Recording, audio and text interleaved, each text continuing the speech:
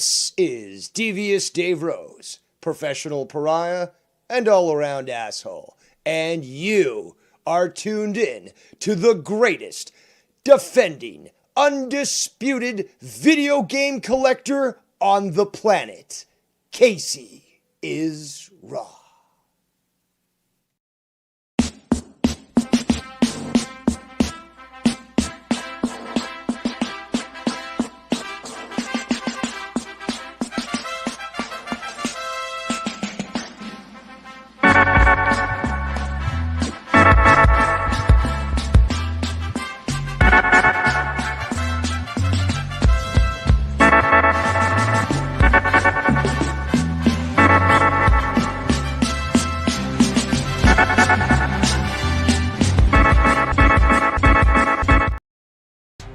Welcome to the dark side of the ring.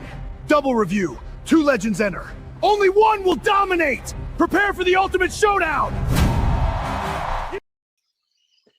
What up, guys? My name's Casey Raw. My friend AJ Raiders over here. What's up, dude? What's up? Well, guys, we're going to pretty much make up from not doing last week's episode because stuff happened. You know, life happens. So we didn't get a chance to do it. It just kept on getting delayed for various reasons. But I figured, hey, you know what? We can combine these two and go live and have a good episode. So, how was your week, AJ? Regular 40-hour work week, Yeah. At least I did pick up the Hogan figure that I showed you earlier. That was fucking sweet. Yeah, that's pretty cool.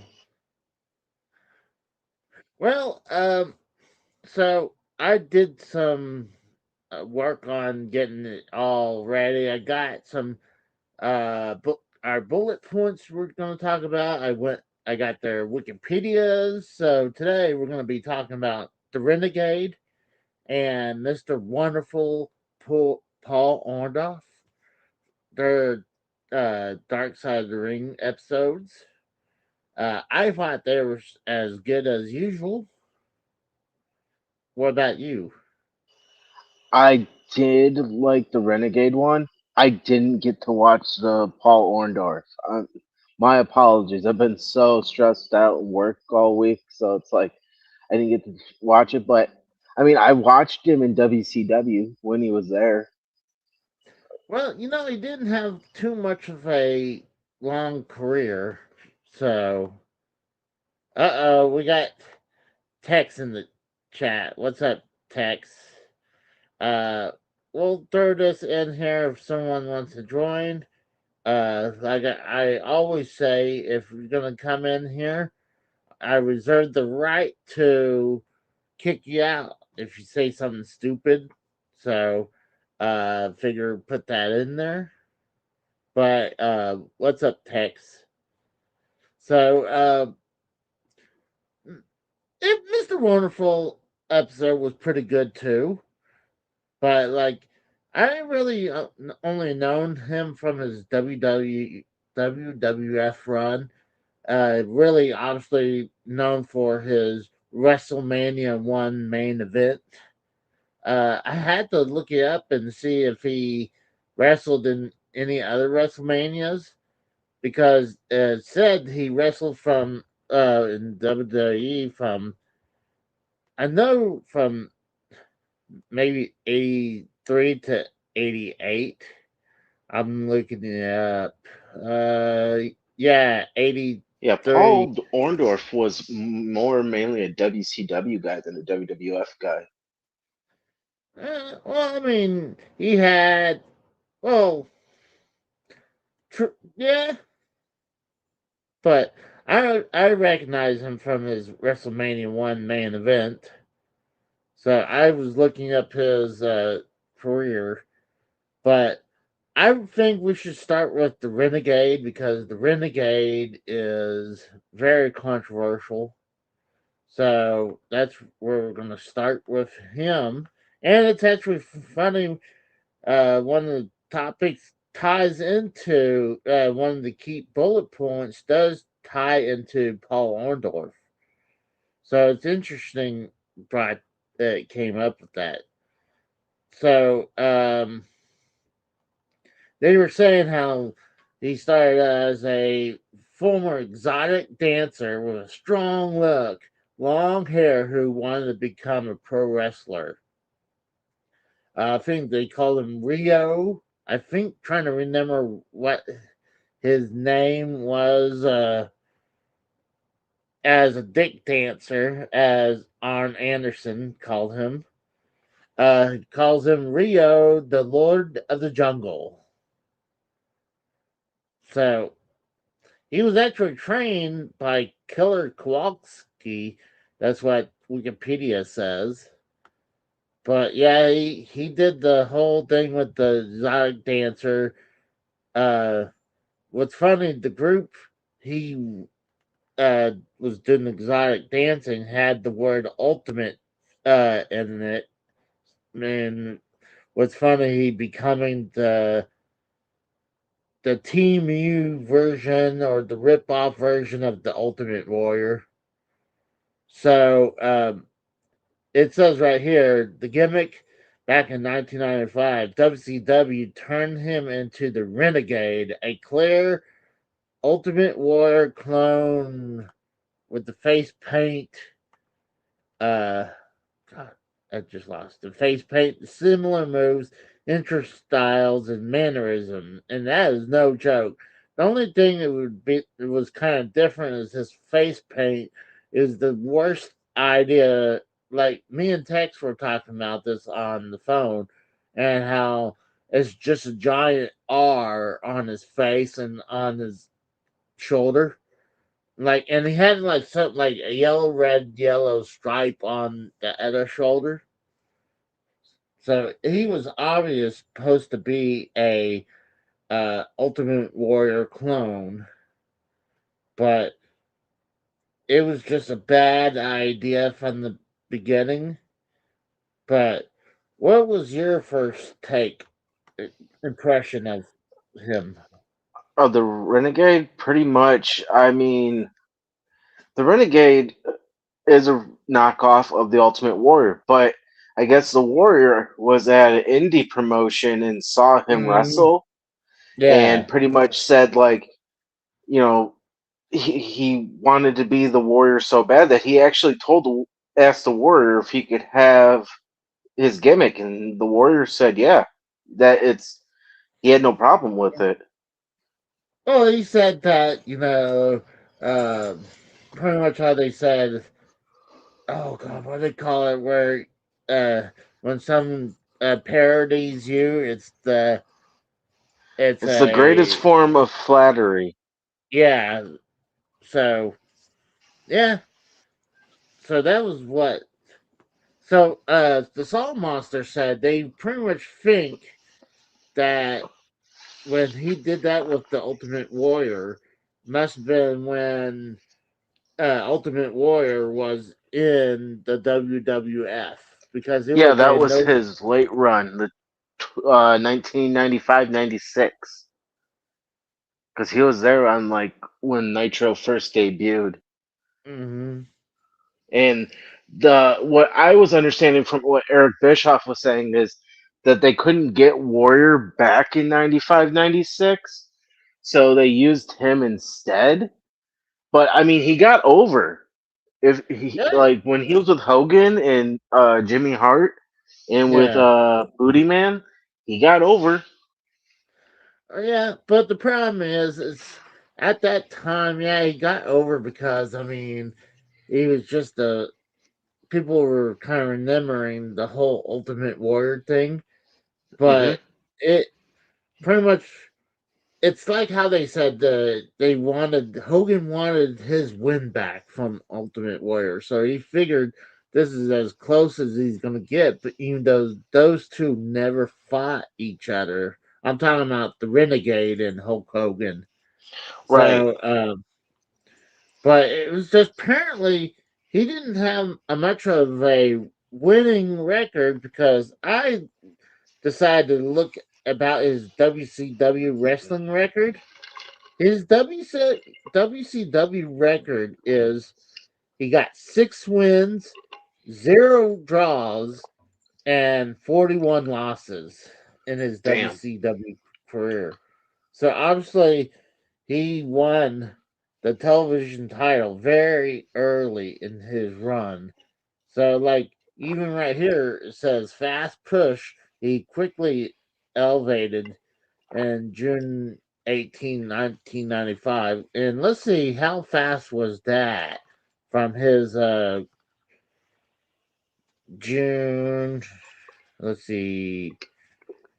It was really close from March to June. So that was very close for him to being the fight Arn Anderson. So he probably had some house show matches that he was probably getting win, but not recognized. Yeah, it's more on But like Monday or Saturday night. yeah, WCW Saturday night. so but I mean, I'm not gonna fully take Brock's opinion saying that he only had 6 wins because I mean, I understand he got the title, the television championship real quickly, but you don't just get the television title that quick. But I mean, obviously they're trying to push a new dude. Like I said before, they were trying to get him up there so Hogan would eventually take him on, so he can pretty much bury him. But pretty much, uh, after he beat Arn Anderson, he didn't have too much after that. He had some title defenses, but fans quickly rejected the obvious ripoff. Many wrestlers saw him as too green and overpushed for the main event level spot he was given. I mean, he wasn't main event level, but he was upper mid card for sure because of that. I mean, the Well, world yeah. television. I mean, the world television belt still meant something at that time, but it was not as important as the United States title because the United States title was definitely second place championship. It was the second tier title. That was obviously the third tier title. Oh yeah. So, um, and also, people were saying that he was too green. I mean, Ultimate Warrior was green himself. I mean, they were pretty much just as both as equally as athletic as each other is. I mean, the only thing I would say, maybe the Renegade had a little bit more move sets because he would do the diving off the top rope, while the Ultimate Warrior wouldn't do that. But I don't know. I mean, honestly, it would have done better if he didn't have that giant push immediately. Maybe he came out and like before he even became the Renegade, they were obviously from that footage of him and the Ultimate Warrior at the indie show. I mean, it was even before he was the Renegade, it was pretty obvious that he was doing the Ultimate Warrior gimmick. So Oh yeah. so all they did is just gave him a name that they thought made up, and it was a good name. They had an awesome font for the name, but after that, like I thought his intensity was good, but it was like he at that time. I mean, it was not. It was very bad timing. If he would came in early days of WCW, I'm talking about uh when NWA turned into WCW Oh, time like frame. 90, like 89, 90, like 91. Yeah, that could have been better for that kid, but it's awful that what they did to him. Eventually, yeah, he eventually fought Paul Orndorff, even though in the episode, Arn Anderson walked up to him and Paul was like he was upset with him. And then it was funny that eventually he had to, do the same thing to him. He actually had to lose to him twice. So it's not like maybe that was him being buried for talking shit about the Renegade. But right after that, they were saying when the gimmick failed, WCW ended it brutally on TV, and that is no joke for sure. When he lost to Kevin Sullivan, and Jimmy Hart just pretty much came in, threw water into his face, and wiped off the face paint, and just calling, "You're nothing. You're just plain old Rick." Like, oh my god. Right, of course this guy was going to no he's going to be buried after that. Like you don't just get that and then suddenly like boom dead. Let me say hi to some people in here. We got Sal Fredo. Does anyone eat ass? I certainly don't. And then we got Mr. Pico. Gonna be a long season for the Raiders. I know AJ was watching the Raiders. I'm still am. I was actually watching on Netflix is the Phillies versus the Minnesota Twins. They're playing in Iowa at the Field of Dreams field. So Hmm. I was like, you know what? That's pretty freaking cool because I always loved that movie, Field of Dreams. Yeah. So I mean, they have the house and the baseball field from the movie, but they build the the full major league field right beside it. With you got the corn stalk right behind the field, and you had kids in as the doing the scorecard whole thing. Like back in the day where you had people changing the scorecards. Yeah. So that's Oh, they what do that every year. I didn't know that. I think that's Yeah. pretty cool. So when I heard about that, I was like, dude, I gotta sit down and kind of watch that. Even though I'm not a big baseball fan, but I was kind of keeping an eye on it for a little bit. But go back to this. I'm sorry I got distracted. I wanted to say hi to the people. But yeah, I really thought Jimmy Hart was an asshole what he did, and this is even before they really turned heel. Like he just was a dick. But maybe he was told to do that. But that's pretty evil. But I'm not going to blame 100% on Jimmy Hart about that. Like I said, he probably was told to do that from probably Bischoff because after the whole gimmick failed, like during I'm trying to remember what uh, show I watched that they were saying they brought in this kid to portray as the warrior. Maybe it was the Ultimate Warrior, like the self destruction of the Ultimate Warrior.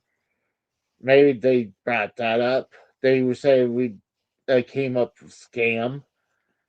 So like obviously they brought this kid in and just tried to make Hogan like I said before to build him up so Hogan will eventually take him on, but never happened.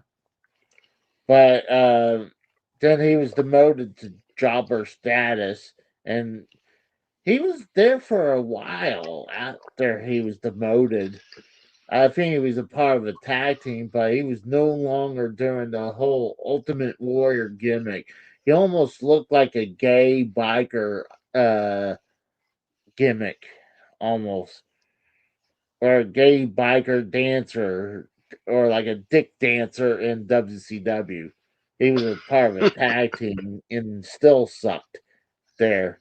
but he didn't do very well, and said right here, personal struggles. Wilson had a difficult childhood involving abuse, the sudden rise in public humiliation, loss of status, harsh realities of the wrestling business took a heavy toll on him. And then the whole thing where he died by suicide in 1999 at the age of 33. Um, and WCW did recognize him when he did pass. If you watched Nitro at that time, they did a 10 bell salute for him when that happened. There is Oh, I footage out remember there. that. So, and they didn't call him the Renegade, they called him Rick Wilson. Yeah, it was just Rick Wilson at that time. Yeah. So, I thought the episode was really good. I mean, honestly, it was really shitty what WCW did to the guy. I mean, he pretty much followed the prototype of the Warrior because, Warrior was just a bodybuilder who uh, was a part of a 4-man group with Sting and two other guys, and obviously they went to I think they went to Memphis, where the Ultimate Warrior and Sting was part of the tag team. I mean, the Blade But Runners? yeah, the Blade Runners. So, and Sting actually learned his trade while Ultimate Warrior really didn't. So, but you gotta give props to him having a good WrestleMania 6 match and WrestleMania 7. It's pretty easy to have a good match with the Macho Man because Macho Man was very anal how he likes to go through the match so many times with the person. So honestly, if anyone was going to get a good match out of him, was going to be the Macho Man. But it was just I don't know. It's one of those things during WrestleMania 6 with Hulk Hogan versus the Ultimate Warrior. Two guys who are not really that good of a wrestler end up having a great main event at WrestleMania 6. Yeah, wasn't that the Ultimate Challenge? Yeah, the Ultimate Challenge because Hogan was going for the Intercontinental title at the same time, too. Yeah, it So, was in the Sky Dome in Toronto, if I remember yeah, correctly, right? yes. So, but they had similar coming up. Obviously, yeah. Rick was a dick dancer or a male stripper, while you had the Ultimate Warrior was um, a bodybuilder. So they both really didn't. Well, Rick Wilson at least cared about the sport, while all Ultimate Warrior really cared was the money. So it was a good episode. I really think people should probably go watch the Renegade episode. I really did. I did not know that footage of him and the Ultimate Warrior actually was out there. Well, I didn't even think they crossed paths at all until the WCW part where Rick Wilson, when Renegade was the decoy in War Games because he appeared as Ultimate Warrior inside the cage and then he disappeared and then here comes Ultimate Warrior coming running to War Game cage and they reused Rick Wilson for that. But apparently that trap door that was under one of those rings. Not only the British Bulldog got hurt, there was other people. I think Perry Saturn said he got hurt on that trap door too. That was in WCW during that. Yeah, Not really, '98. but yeah. So it was. I mean, honestly, WCW didn't know how to protect that trap door because everything were about that was the reason Bulldog was having pill problems because he was having like spine issues because that trap door. Oh But yeah. yeah, I mean there's not really much to talk about left on the Renegade. There's He actually a was just lot if you think about it. There's still a lot on the bone that you weren't talking about. okay. I mean let me see. I mean I do have his Wikipedia up here. Like I said, he was trained by Killer Kowalski, and that's a good thing to be trained under at that time. Triple H was under there before. I heard that he did have a tryout with WWF. Says back in August 18, 1993, on a taping of WWF Superstars facing the Brooklyn Brawler. So, and then after that, really, he was, I think he was in training for 5 years. So his early career, he was training, debuted in North American Wrestling Association, but he must have been there for a little bit. In '92, he joined Killer Quality International Wrestling Federation under Rio, Lord of the Jungle, including him banging his chest like a gorilla, wearing loin cloth. And then he went to for the Japanese promotion War and the New England Independent Circuit. So, and after that, then he went to WCW for. He was in WCW for 3 years. So, like, even after he had a that one run as the Renegade, I'm like right here. Even I'll bring this up real quick on the Wikipedia. Says it's funny what it says this is what Jimmy Hart says. You're not the Renegade. You're just plain old Rick and nobody. You're nothing. Like, of course you're gonna be buried with that, you know?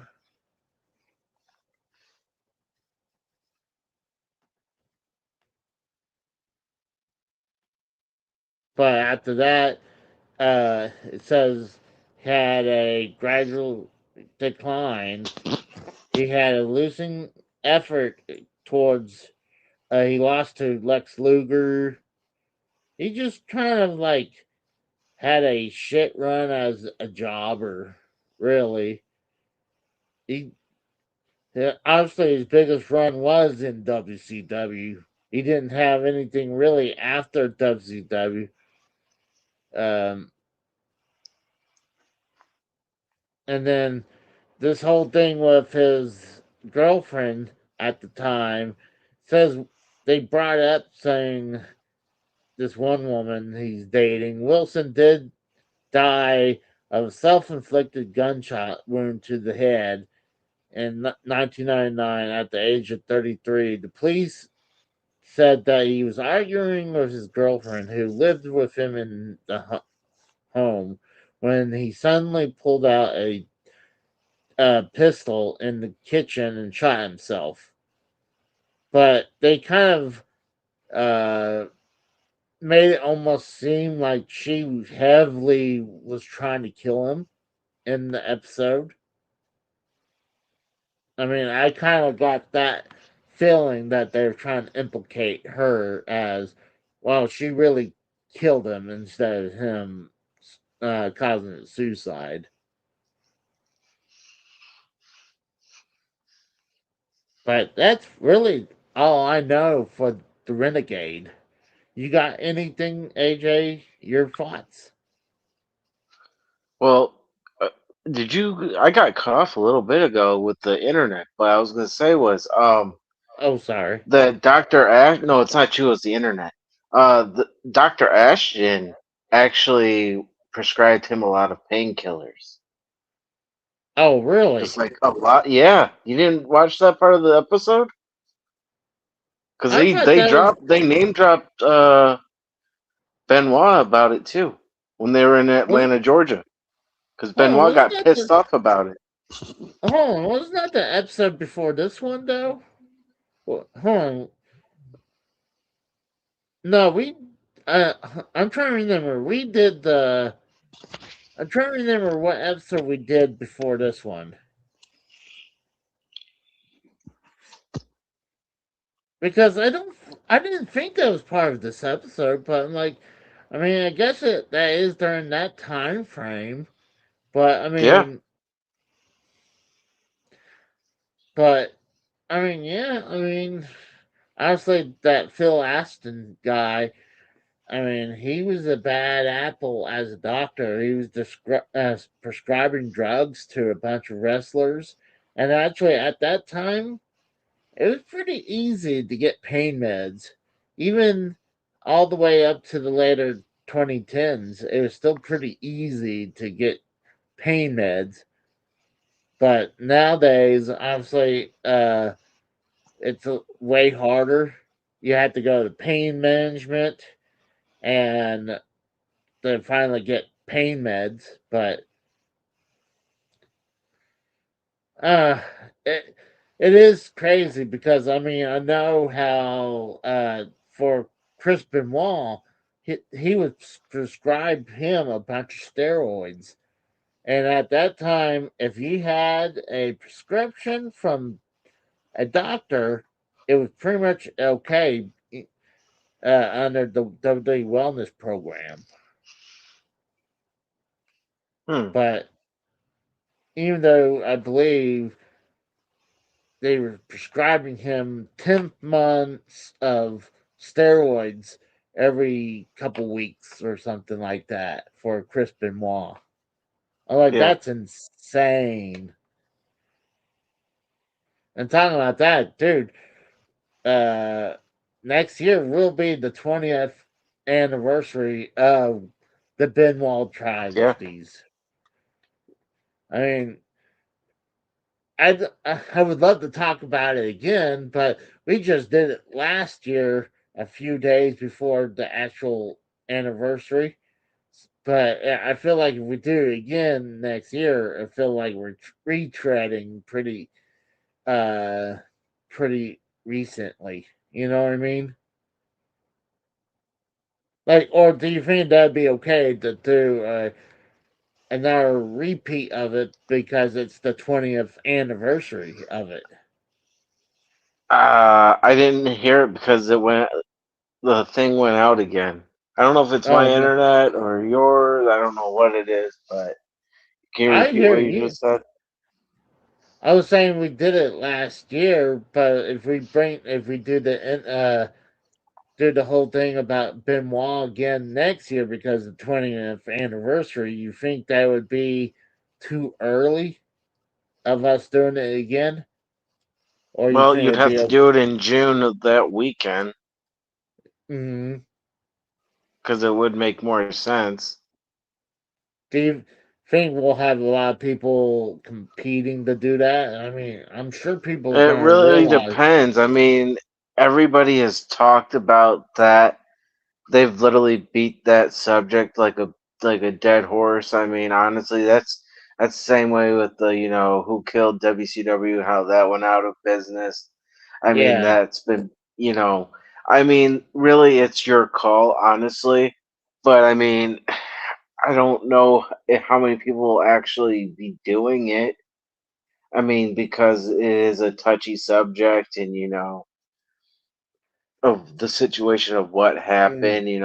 I yeah, mean, it's really up to you. I mean, honestly. I mean, the story's been told. We all know what happened those 3 horrible days.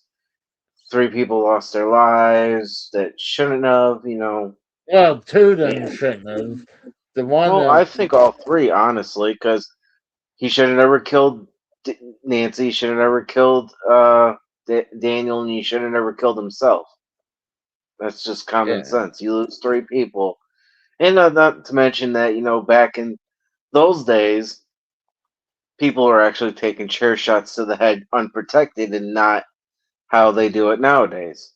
yeah. Well, let's get back to the topic. So, there's not much left. I mean, I could really think about the Renegade because, I mean, it's sadly because like he had a tough go. I mean, he really did get screwed. For a guy, they hot shot him to the mid card spot, and then they just pretty much took it away from him. I don't know why they do it so soon because it looked like people was rooting for him, and maybe obviously maybe the crowd started dropping off, but like you don't just drop it at the drop of a hat because a few people started to boo.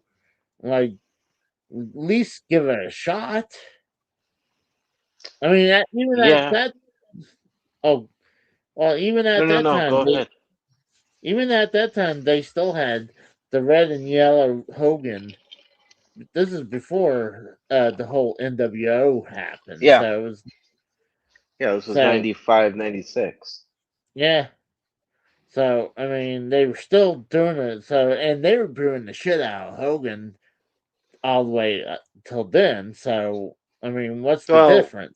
Hogan came in 94, and Mm, Nitro debuted in 95. Hogan wasn't getting booed until like mid 96, just before, the whole hostile takeover in the NWO happened. mm, I mean, people are saying that what is Hulkamania dead? Some people were getting tired of it, but I think I just lost AJ. I think think his internet is not good. I just lost. He just cut away, so might we might have to move on until AJ shows up. I'm here. So, your audio died for a second. You said something, and then you died. But well, as the Renegade, he had a shit run. I would say give it a shot to watch this episode of the Renegade. I really suggest it. It was really good. Now completely lost AJ, so I'll keep an eye out for him. So, um, but yeah, I suggest go watch it. He's back. Yeah, I Hey, was still there. I don't know. This really? internet is getting on my fucking nerves. No, I think it kicked you out because it's I it just you just were gone. Oh, But let's go ahead and move on to Paul Orndorff because we kind of have a little bit more to talk about him. I mean, uh, I'll go over to his bullet points. Ow, you little turd! He's clawing my leg. Huh? What do you want? Come here. He wants up, and then he's giving me the dead weight thing. All right, well, maybe I was so trying to carve a piece of ham off. yeah, he's clawing the hell out of me. So I was watching the episode of Paul Orndorff episode Saving Mr. Wonderful. Grew up in extreme poverty. Uh, and if you've seen a picture of Paul and his family, Like he does not look anywhere near from his parents at all. I mean, and now obviously I'm not saying because of his body build, but if you look at his face compared to his mom or father, it was nowhere near it. And then his No. son is completely different. Like he's tanned, like almost like a different race. But I'm like, honestly, yeah. I mean, his son's about give or take my age, you know. So at that time, I guess he could have dated someone who's probably brown or black. But I mean, you look at his son, it's like you would not say, "Oh yeah, that's Paul Orndorff's kid." It was just his head is just huge. Like it just you couldn't really spot Paul Orndorff in the crowd if he was right there at that time. Like let me move us out of the way and I'll even show you what I'm talking about. Let me move Okay. this. You look at him right there. So when he moves up, his head's huge, isn't it? Right? Yeah, his head's bigger than most of his body. Yeah. So it's kind of like his family doesn't have that type of head. And maybe could be due to steroids, probably. It's That's a big probably possibility. I mean, look at midgets in general. Look, they have big ass heads and small bodies. well. I mean, obviously you can't say he had small body. I mean, God, he's pretty much a bodybuilder. But let me go back to the bullet point. It says, yeah, he lived in a converted chicken coop, channeled anger and toughness from his upbringing into athletics. He was a He played college football in the University of Tampa before turning into pro wrestling. Uh, Built a strong reputation as a tough and athletic worker in the territories. Joined the WWF in early 1980s and quickly becoming main event talent. Well, that's the point from the show, but if you go to his Wikipedia, um, he started. Let me go all the way back up. Yeah, he played in the football, and actually, apparently, according to his Wikipedia, he was drafted to the NFL by the New Orleans Saints. Drafted him as a fullback, but while leaving the open possibility of playing him as a tight end, but he voluntarily quit during training camp, citing personal problems. And then after that, he attended training camps with Chicago Bears. And then he joined the Jacksonville Express of the World Football League in 1975, but he was injured. Interesting.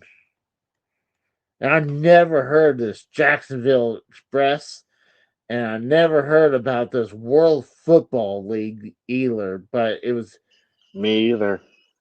it had 2 seasons, so apparently this World Football League had a better record than XFL or the original I mean, XFL. I've heard of the arena football, but never that. Oh yeah, arena football. I really like arena football. So Paul Orndorff was watching championship wrestling from Florida. So he called his father-in-law, who knew someone, the Florida promoter Eddie Graham, which he got his start in the wrestling business. Orndorff started in 1976 in Mid South Wrestling, where he feuded with Jerry Lawler, won his first wrestling title when he pinned Lawler for the NWA Southern Heavyweight Championship back in June 1977. So, fought in Memphis territory. Then he went to the NWA where he feuded with the Masked Superstar who is as William Reed Eddie won the Demolition Demolition Axe. But during this time he became known as the Brandon Bull, a nickname during his football days. But he teamed up with Jimmy Snuka to capture the NWA World Tag Team titles. Wow. Where he beaten Baron Braun Rasky and Greg the Hammer Valentine's. Wow. Then he joined Alabama territory in Southeast Championship Wrestling. He was teaming with Dick Slater to win the NWA Southeast Tag Team Championships. Then he, in Never heard of 1980, it. yeah, I agree. I'm just reading the Wikipedia. Then he went to New Japan in 1980. He teamed with Hulk Hogan in a loss to Inoki and Riki Kachu. And then he was in Mid-South Wrestling for 2 years from 80 to 82. Then he went to Georgia Championship Wrestling from 82 to 83. Then he went to New Japan Pro Wrestling in 83. Then he finally joined the WWF in 1983, his alliance with Roddy Piper. And that's a whole thing where leading into WrestleMania in 1985. But he didn't have a really long career in WWF. He had a 5-year run, but he really didn't do much. Like, I really known him for his WrestleMania main event for WrestleMania 1. But apparently he defeated Tony Atlas at War to settle the score. So that's a big win for him. But one of the things that was they mentioned that he turned face because he publicly fired his manager, Bobby Heenan, and then he joined forces with Hulk Hogan from 1985 to 86, but it was a very short time frame because right after that he pretty much turned on Hogan and a feud with Hogan from 86 to 87. But apparently, I did not know this. Adrian Adonis took every opportunity that he could mock Orndorff, including referring to him as Hulk Jr. That's funny. He said Hulk Jr. That's like comparing Yeah. you to fucking your dad, good old JR. Speaking of that fucking thing, that was hilarious, dude. Did you like that? Yeah, but with the voice, you need to do your own voice with that. It would have sounded a lot Oh, better shit. because you have that southern accent, so it would fucking actually sound better. We got Joe Compton. What's up, Joe? The fuck took you so goddamn long? I'm sorry. Usually I would hear the doop while I was reading the Wikipedia for Paul Orndorff. Motherfucker, you do not know how to read. Stop acting like you know how to read. The way how it sounded, yeah, it don't sound like I read. But what's up, Joe? Same shit, different day. Do you have any opinions on the Renegade or Paul Orndorff? I have an opinion that I apparently need to hire Dave Rose because that motherfucker has my nickname. Oh, the Renegade, the Renegade. So, Dave, if you're in the chat, let's talk, buddy. Well, hold on. There's a problem because you can't win anything from him because he's dead. I know. I was being a smartass, you dumb fuck. You're The gonna win same his. thing as the goddamn Saudis wasn't fucking Yokozuna way back when. I know, different subject, but Do you want to get his ashes or something and sue no, him to get his ashes? no, I'm good. Did you watch these 2 episodes? Yes. So what's And your the Renegade opinion? one put me to sleep. Really? Yes. I never really had a bad experience with the Dark Side of the Ring episodes. I usually think they're usually pretty good. But Just like because not he never really was anybody important. He was an Ultimate Warrior ripoff. yeah, but I mean honestly he was known for because of that, because his run with in WCW and then the fast fall and then shortly after that his suicide. I mean he didn't even really have much of a run. I mean, he was in You WC can't say that S word, Casey. It is self deletion. the self Yeah, you deletion. gotta say unalived himself. But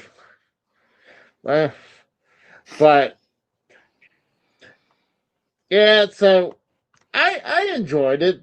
Like I said earlier before, because I didn't realize that they actually uncovered some footage from an indie show when him and the Ultimate Warrior crossed paths.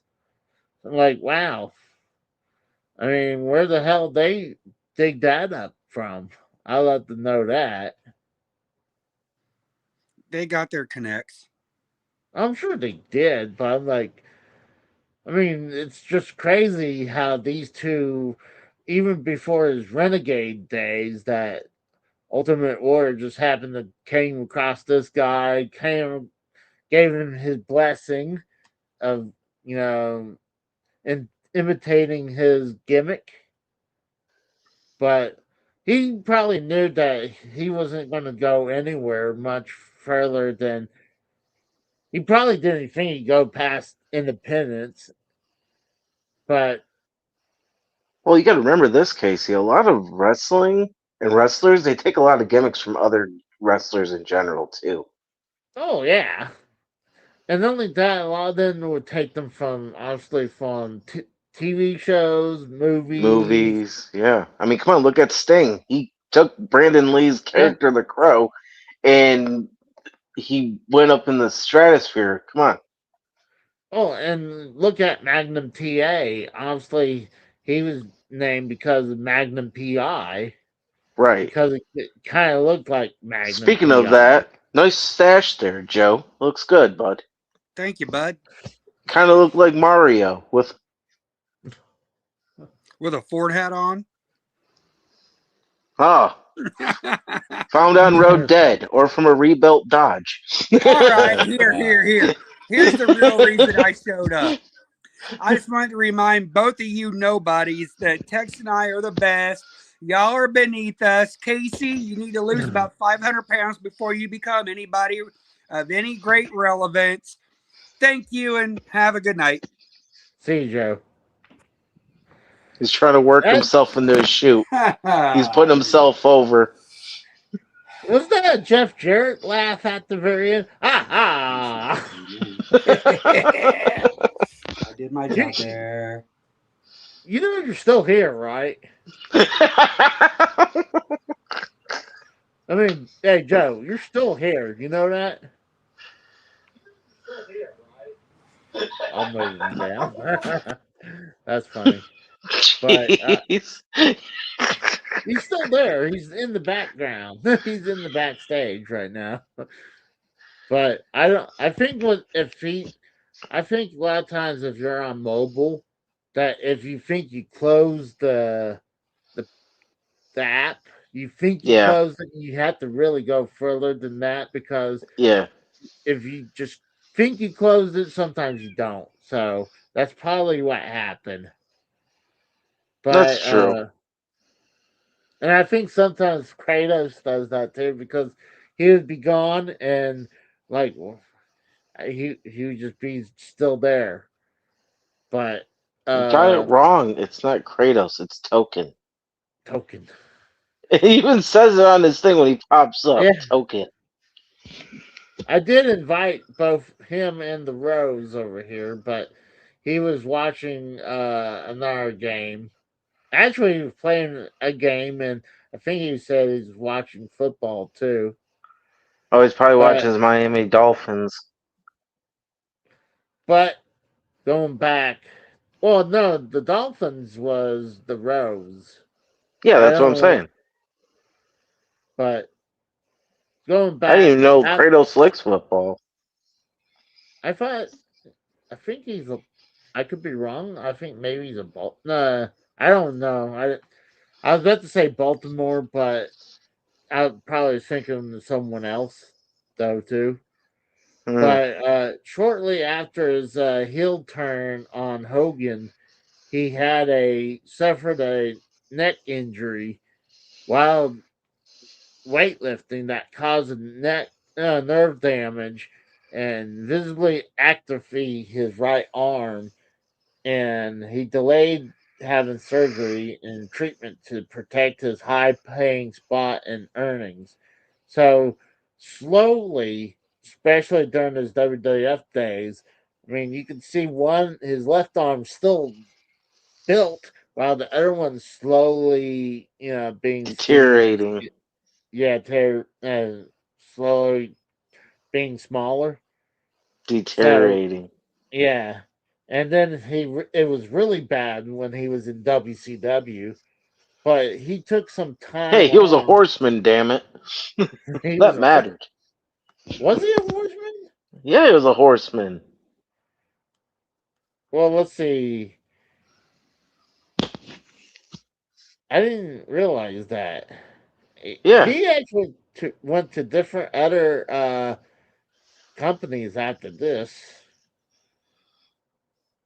but uh, I think after that he started a promotion himself, and then it's not even a wrestling promotion. Trying to remember what it says. He started something up. Trying to remember what it is, but he lost all his money that he got from the WWF run, and people really thought he was dead when he took some time off. So he he was in like 2 years. He retired, mainly. Oh, that's right. He opened up a bowling alley at that time. I Open was up a trying to remember. bowling alley. Yeah, that's right. In Fayetteville. I mean, hey, you know what? In 1988, at that time, bowling was still pretty popular, dude. So it's like, hey, I mean, you can make money Well, off so that. was malls and arcades and all that Yeah. fun stuff. And bowling's still popular, but is it always going to be packed? No, uh, I- but he lost a lot of money because I think his partner screwed him out of money. They eventually had to go back into wrestling, but obviously 2 years later, after he semi-retired from the WWF, um, he came to WCW doing his wonderful Mr. Wonderful gimmick, but instead of wonderful, it's wonderful with the number one in there. But he signed a WCW contract as a babyface. Uh, he quickly became affiliated with a group called Dudes with Attitudes. And I thought that was a tag team with Shawn Michaels and Kevin Nash. Yeah, that And I was think later. That was like 95. and it says back to Sting No, it in was his two dudes with attitude. oh, okay. Yeah. But his final WCW match was in August 26th in Chicago when he teamed with the Junkyard Dog in a losing effort against the tag team champions Doom. Oh, so Doom was a group tag team of Ron Simmons and Butch Reed. Yeah. They were the first African American tag team, too. So I want to show you something interesting because during his WCW run, Uh, so Game Five is kind of. I hope I don't get copyrighted for this, but I think it'd be kind of funny. I've seen this before somewhere before I've seen this episode, but you had Mr. Wonderful Paul Orndorff meets Gary Spivey.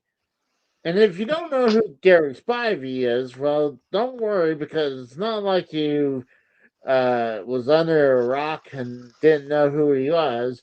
Gary Spivey was a one of those people who predicts the future. So so check this out real quick. So at this time, Mr. Wonderful kind of lost his he kind of lost his confidence. And this is in WCW, by the way. So watch this. You'll get a kick out of this. Check this guy out. He's got a helmet, like a hair helmet. Like it's supposed to be like a white perm, but I swear to God, this white hair helmet just gets bigger and bigger every time you see this guy. You should But get one. it's so stupid. I mean, of course, how how could you defend this, AJ? You're the WCW mark. How could you defend this? Honestly, I didn't watch fucking Mr. Wonderful that much in WCW. I mean, he was really an afterthought. Yeah, but let's check out this Gary Spivey dude. Let's check. You are Gary Spivey. Look at this. He has a YouTube channel apparently, and look at this. You should ask him to come on. He has twice the subs that I got. He's a renowned psychic medium. Uh, has he's a teacher with 40 years experience in the field. So he has a website, GarySpivey.com, and he has all types of places you can go to. You can go to his Facebook, Instagram, his Twitter, and he got iTunes as well. Does he have a cameo? You could always do a cameo. He probably Like you does. are Casey is Raw. Do a parody. So look at this. I guess this is what he looks today, right here. And look, his fucking hair helmet's bigger than normal. So let's check out one of them. Hold on. We're going to open up the phone lines right now. In fact, we have Joanne from... This is 17 years ago from his channel, Gary Spivey. Silverton on the line. Joanne, do you have a question? I do. Thank you for taking my call. I was wondering if Gary felt anything about my health. I have a friend who's passing away, which is the first time I've dealt with death, and I'm going through a custody issue with my daughter, and I just feel like I'm not going to be able to hold up under this, and I'm wondering if he feels strength or areas I need to pay attention to health-wise. Hand twitching helps you with your psychic reading. Like he's doing like this, you know. Start twitching, Casey. Start having What? like seizures. Start smack yourself in the head. And does the hair helmet help him predict the future too? I mean, is Yeah, this like cerebro for you got to get one. mentioning like it's like mentioning he shows up to work and he forgets where he left his hair helmet at, like or maybe he has a whole like closet full of them so he doesn't forget them, you know. He gets one bigger one each time. He just gets one another one and keeps growing and growing. I want to Yeah. see these ones like the latest ones, not these ones that are like 17 years ago. I want to see how big his Oh, hair is now. okay. So let's go to this one was 11 days ago. He's on a group chat with a bunch of people right Oh, here. jeez. So Did you watch the EDP video? I'm just curious. no. Oh, we should do a review of that. You want views? That's what's hot right now. EDP. Yeah. If you watch the documentary, it's fucked up, bro. Oh, we got the Mr. Dick Dancer himself, Tex. What up, bitches? What's up, Tex? You know, What's up? I'm kind of y'all missed like the one of the biggest parts of Renegade. Y'all do realize where he got that game or that name gimmick, right? No. You don't remember the old Renegade television show with Lorenzo Lamas on USA Network? Him on the motorcycle? No. Yeah, I remember that. That's where that came from. Well, was that before 95? That was right in all at the same time.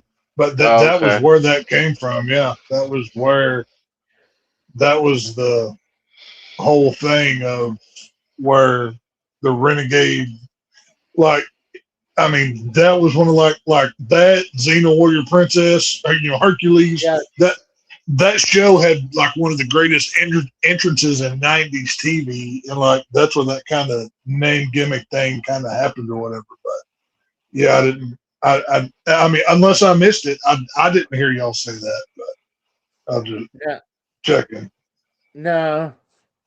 But I had to make sure to mention Dick Dancer a few times for you. I just wanted to hear you say "dick dancer" on YouTube a bunch of times and look like a jackass. That's all I was trying to do. So, So I was watching. I was bringing this up where Paul Orndorff and during his run in WCW, where he had a pretty much a run in with a Gary Spivey, who is a psychic. I remember him. Yeah.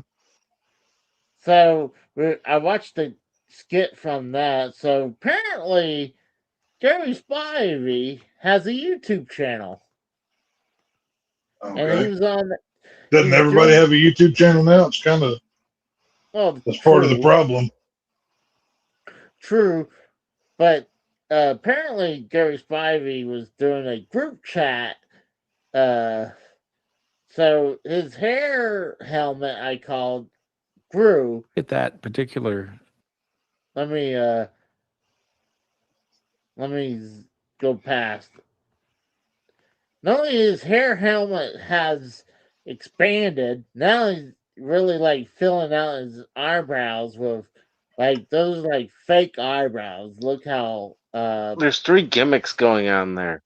You got fucking Elvis, Elton John, and then fucking some white dude trying to be black with that white afro. and look in the background, he has all these giant stone things in the back, Crystals. crystals and shit. So um I'm one like I was saying earlier, I'm pretty sure that hair helmet's supposed to give him more powers for psychic. Well, it's Yeah. just, I mean, kind of a throwback to 80s, 90s, at least down here in the South. It's like, Jesus Christ, what was that? It's like all the women had their hair all jacked up. What is that noise? I don't know. Okay. Anyways, that 80s, 90s, hair that had enough hairspray in it that it could have supported steel beams. And down here in Texas, we called it state fair hair because you'd see all the women up there at the state fair had that gigantic hair. But, the other joke was always, the higher the hair, get closer to Jesus kind of thing. So I guess Oh, he's God. of that generation, So. See, my grandma on my mom's side had hair like that kind of, and every time I saw her, I would touch her, what I considered her Oh, fur. dude, in the 90s, my mother had these bangs that they were tall, like they had half a can of hairspray in them. A hurricane force winds could knock these bangs off the top of Shit. her head. It was like she did, curl her hair, brush it, and then you hear 10 minutes of and it was her clear coating her hair with hairspray because that's what the deal was back in the day. So that was the whole thing. So. I just thought this shit was funny where he was doing a gimmick with this guy. I was like, and now that I looked into it, it's like, oh, this of course this guy's got a YouTube channel, but he's only got 4,000 subs. So Uh, so eventually, is he your next competition to catch up to? Then is that what you're pretty planning? much, pretty much I'm gonna have to knock him Are out. you are you planning to talk shit about Gary Spivey now? Is this why you bring him up to Oh yeah, show how much better you are than him? You should call him out and bury him. Challenge him. Yeah, might as I should well. call. Well, he does, like you said, he does a huge group chat. Like AJ said, he wanted to see one of his more recent ones, so I bring it up. He has this giant group chat. Hey, there's So some chick on the top right corner looks hot. yeah, right there, yeah, for sure. Yeah. And it's almost Oh, man, hang on, no. You need to get in on this guy's chat, infiltrate from the inside, take him down from the inside. Yeah, there you go, Casey. Start saying some racist shit against Well, no, him. no. You now, like send a few super chats. Work your way in, right? Like, get in the good graces, and then once you get, do a whole con job and really get in there. You know what I mean? But it seems like I got a better one, Casey. Dress up like him, even get the big hair helmet. Just well, I saying. mean, it's like a bunch of random people. It's like you got young people, you got people who's not old but not super old, but like they're middle aged but not old, and then you got old people in here. Like, and I'm wondering how the hell they probably ran across Gary Spivey's network, and he's like, "Hey, I better sign up to his Patreon, and so we can talk to Gary Spivey because I remember him back in the '90s." Well, I'm Like, surprised people what was that lady's name? Miss Cleo that called me Yep. now that black woman psychic that was yeah, a Yeah. complete, like, you didn't even talk to her if you actually called. It was just like, you're talking to whichever overseas call center you happen to get a hold of. I'm surprised she hadn't popped up on YouTube. well, she's dead, isn't she? Yeah, Miss Cleo I don't died a know. long time ago. Did she? That's Oh, like I that didn't know. John Edwards guy. Fucking, you know what I mean? Oh, that dude! I used to love watching his show. Like, that was so much fun to watch. So I wanted to bring that up. So I thought it was kind of funny because I've seen the whole thing before. I don't know where I came across seeing Paul Orndorff and Jerry Spivey gimmick, but uh, this is during when I wasn't watching WCW, so I was kind of shocked that they brought this up. And honestly, the son of Paul Orndorff Well, hated this gimmick. honestly, Paul Orndorff in WCW, he was Made by the part time of he that. by the time he got there, there were much bigger stars than him. Oh yeah, I mean, and like it's like AJ said, yeah, he was a horseman, but like if you did a top 10 of all the horsemen, I bet he's not on that top 10 of like all the iterations. You know what I mean? But I don't. He was there, but he was never a WCW guy.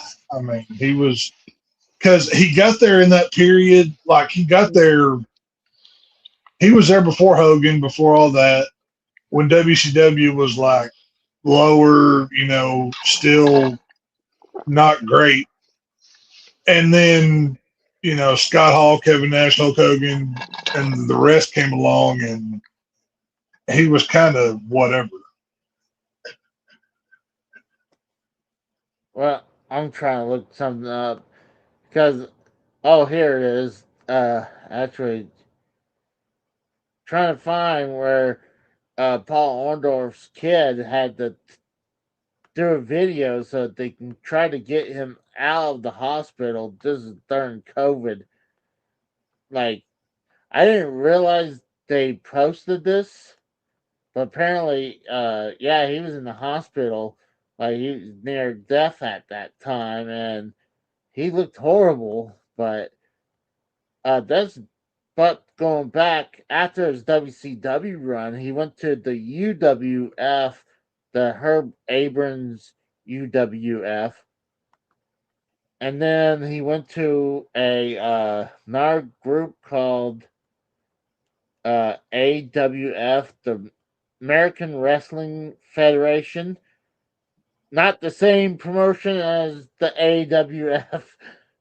Apparently, there's a different AWF with the same name. And then he also wrestled for the National Wrestling League. And then after that, he went to Smoky Mountain Wrestling. He went Somebody to needs to start I'm going to start a wrestling promotion, but it's going to be tits, TITS. I haven't quite worked out what letter is going to represent each. I just really want to have a wrestling company called Tits. I think that'd be fun. It's But apparently he went back to WCW. But oh yeah, that's right. Shortly after his run with WCW, he was someone be in the God. What was it called? Where that was it the powerhouse or trying to remember what's It was that? it was the power The power plant. plant Yeah, the power plant. He was in working. Atlanta, yeah.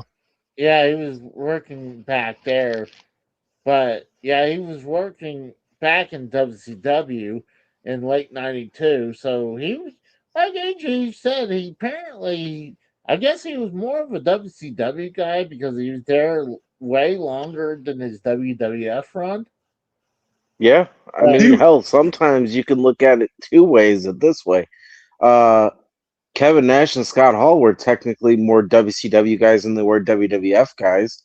Yeah, well, that's Hogan technically could be both, if not more of a WCW guy, I've, if you really think about it. I've, Yeah, he is the now biggest WWE guy, honestly, but I mean, Hogan is one of the best in WCW, but he's a WWF guy. They're like yeah, there's he didn't start his career in WCW. I mean, Hall and Nash did, if you but like the number one the top three WCW guys to me would be Sting, Ric Flair, Dusty Rhodes, and then after that Goldberg, Page, and fill out the rest. But damn, Hogan just yeah. falls down there. well, I mean Hogan wouldn't even be on that list because I'm just going by true WCW talent. You know what I mean? Right.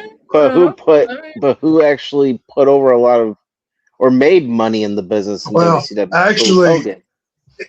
if you want to say like what's the top WCW guy, you have to say Ted Turner's wallet. That has to be the number one yeah, WCW. exactly. Ted Turner's Yeah, wallet. Ted Turner's wallet with Bischoff just spending like a madman. Well, I mean, I agree the yellow and red Hogan wasn't Yeah, great in if you WCW, but if honestly, you when if you combine Ted Turner's wallet and Eric Bischoff's ego, they're unbeatable. Like there's no way of Yeah. getting around that. So, well, obviously that's not true because obviously they're not there no more. God dang. So Casey. I You damn near killed Tex. You killed but him. you know oh gosh, but when I agree with you guys to say Hogan was not that great in WCW as a face, Jesus Nobody said Christ, he like, wasn't people great. leave me the fuck alone right now. but I never said Hogan wasn't great. I'm just saying he's not a WCW.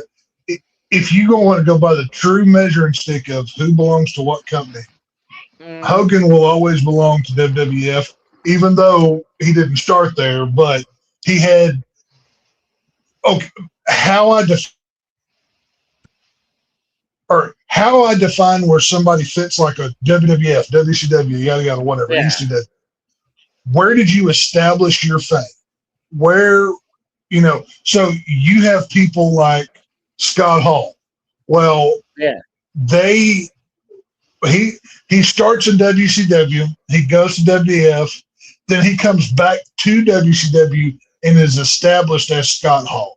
To me, he's no more as Scott Hall, whereas a Hulk Hogan, he just transferred his WWF stuff down to WCW, and that was kind of how he did that. I well, gotta stop yeah, you there though, Tex. I mean, yes, with Scott Hall and Kevin Nash, they did both start in WCW, but they made their names in WWF, and they literally even Well, said no, that it took two WWF guys to bring in the police. If you remember that Nitro episode when well, they had the ball bats. that's true. That's yes and no at the same time. Yes, they made names for themselves there. I mean, no doubt. Diesel, Razor, Ramon, yes. But what's bigger, Diesel or Kevin Nash? I would argue Kevin Nash is the bigger. Well, it depends if you're talking to a WCW guy or a WWF guy, because Well, no, WCW guy, okay. you have Vinny Vegas, you have Oz, you Look at it have this way. I can solve this for you real easy. Who had a bigger impact, Diesel in the WWF or Kevin Nash with the NWO? I would definitely say Kevin Nash. oh yeah, Kevin Nash. That's what I'm Obviously. saying. And the same argument with Scott Hall, yes. But Kevin Nash and Well, Scott Hall are two of the exception that they created on both sides. So depending on which flag that you waved, you could say, "Oh, this is bigger."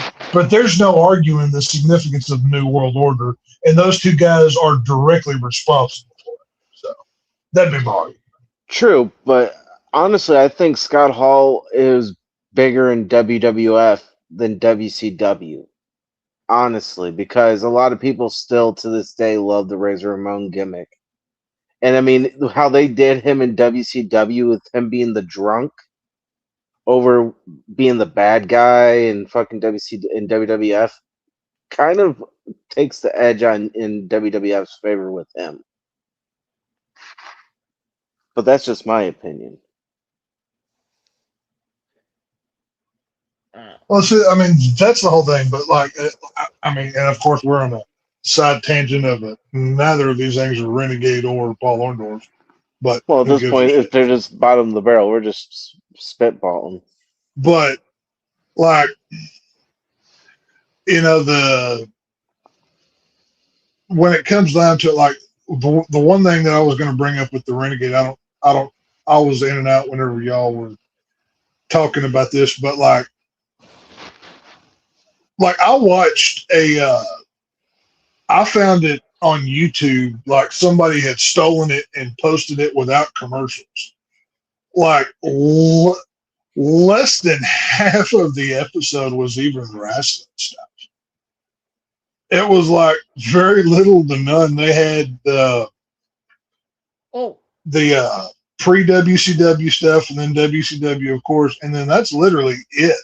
Like the last image that you saw of him on there was after the face paint stuff, and he's just wearing the Indian neck choker and the black, tights gimmick or whatever.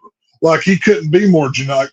He was generic 90s guy, like which was Renegade, which is why I said he was based off of the Renegade television show, because just go watch an episode of Renegade and you'll see that's what Lorenzo Lamas was playing. But I'll stand by what I said last time I was on here. I really think Darkside has reached the pinnacle of what they can do with the show. I mean, they did TNA. Now, I think they probably could have done more on TNA, because there is years worth of horse shit from that company. I mean, that they could do. I mean, how they mishandled AJ Styles, that could be a whole episode in and of itself. Whatever. But I don't know. If you're getting to Renegade, I don't know. Did they do a Scott Hall one yet? Yeah, they did a Scott Hall one. Oh, they did? Okay. Yeah. I believe they did. I'm pretty sure. Casey, like you were bringing up earlier, should you talk about Chris Benoit again? Why? No. It's not like anybody. It's not of anybody that you're going to get to talk about. It's going to be AJ, myself, Dave, Compton, Kratos, Rose, somebody. It's going to be the usual suspects. We're all going to have the same opinion from the same conversation we've already had. Mm-hmm. And this isn't just you. This is a commentary on Dark Side of the Ring as well, because like the problem Dark Side has is so many people have already done wrestling documentaries way ahead of them. Mm-hmm. It's just Dark Side of the Ring does it in a pretty package with recreations. That's really the only difference. You know what I mean? And think about it this way too, Casey. You're saying this is the 20th anniversary coming up next year. There's a whole generation that doesn't even know who the fuck Chris Benoit is. Yeah. Gen Z probably does not know who the fuck Chris Benoit is. They weren't born, and if they were babies when the shit happened. You know what I mean? Right. That's like us when Kurt Cobain fucking killed himself, allegedly. Most of us were fucking kids when it happened. That's true. I mean, that's a good point. I mean, it is a full generation since this happened. So yes, I agree. Well, that's why I asked what you guys' opinion, because obviously there's not going to be any new information, because one, there's nothing. I mean, they're not actively investigating it, and two, there's no other details. No one's coming out like, oh yeah, I knew he was going nuts, or like I knew that he's going to do it, or like had footage of it happening. So without that, it's like there's really nothing else to. Well, there's certain things. There are some things in life that will always be talked about. Kennedy, 9/11. Aliens in Roswell. Chris Benoit is the wrestling equivalent of that. Everybody has their own theory. Everybody's mind's already made up, and it just, I don't know. It's retreading old ground at this point, and that's what the Dark Side people, that's what they're going to deal with. Do they do Macho Man yet, or Hulk Hogan? How about that? No, I didn't. I don't. Why don't they fucking do that? Dark Side of the Ring, fucking Macho Man and Hulk Hogan. I mean, come on. They looked like they were best friends, but they had a really deep, dark past. Yeah, especially that. I mean, some people really want to see Vince Russo and Cornette because Well, how see, they need to focus on Vince Russo. They could do a whole season on Vince Russo. yeah. I mean, You're he right. continues to work in wrestling. It's not just his WWF career, his WCW career, his TNA run, and obviously now his JCW. JCW. Well, and if the dark side here, okay, we all know the real dark side of the ring, the whole Ring Boy scandals, the whole Pat Patterson thing, That's all what of I want this. to. If Dark Side of the Ring really wants to show the dark side of the ring, those stories are out there. But for the Mm, simple fact that they've avoided them, tells me everything I need to know. You're not Dark Side of the Ring. You're just trying to show wrestling business, and that's all they're doing. well, the problem is, I think some of the stuff, like obviously, as people from the ring board scandals, I mean, some of them are, a lot of those people are dead who was allegedly involved, and some, even the ring boys are dead too.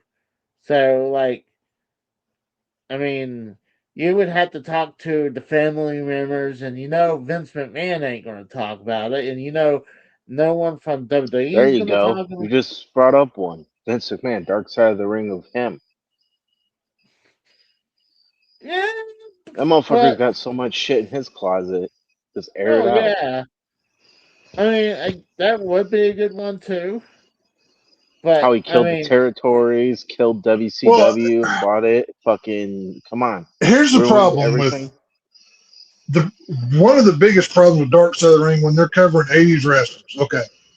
mm, Oh, this guy had a promising young career. He gets found by Vince McMahon. He gets to WWF, develops a drug habit, either dies tragically or, whatever happened. That is every one of these stories, if you really want to break it down. There's true. not much difference. That's So true. there's only so many times that you can do this before people go, I don't care. I, I, I always enjoy watching these shows. Because I was kind of happy to see them doing the episode of the Renegade. Paul Orndorff. I mean, I knew who he was because I used to watch the WrestleManias before, even though he only wrestled in WrestleMania 1 and 2. But I knew of him, but I knew about what was going on with the Renegade as well. So I was kind of interested to see what else they had about him.